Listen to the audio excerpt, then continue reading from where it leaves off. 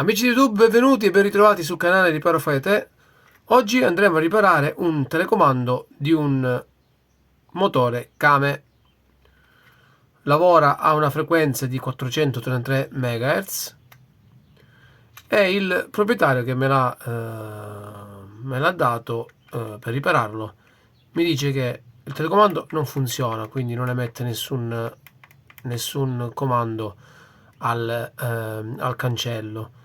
E in più, come potete notare, all'interno si sentono dei rumori. Apriamo il telecomando e verifichiamo insieme. Vediamo qual è la sorpresa che troviamo all'interno.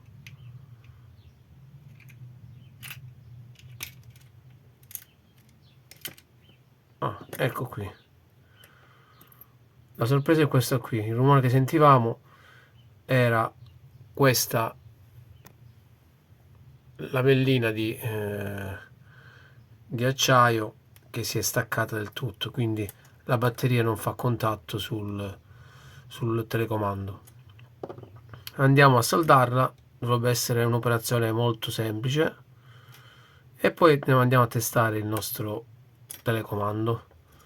Togliamo dalla sua sede.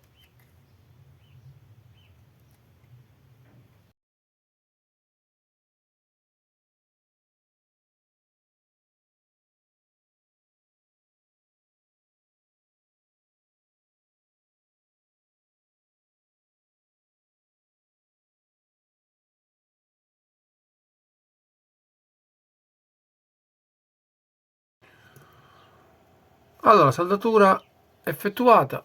È stato un lavoro molto semplice e veloce. Andiamo un attimino a pulire il residuo della pasta saldante.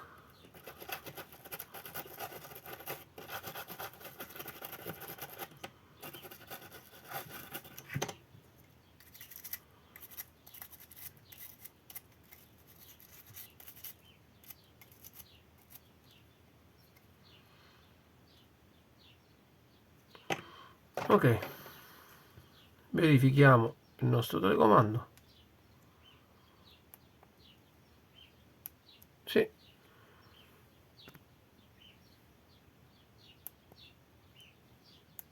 perfetto. Richiudiamo nel suo alloggio.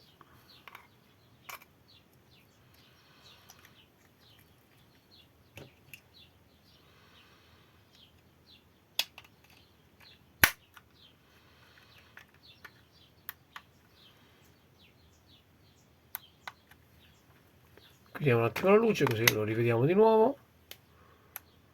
Ok, ok, perfetto. Riparazione riuscita con successo, una riparazione molto veloce. Che un telecomando del genere ci vogliono sui 30 euro per acquistarlo, e poi sinceramente per una piccola riparazione così non conviene acquistarlo. Se vi è piaciuto il video lasciate un like, iscrivetevi al canale e ci vediamo al prossimo video.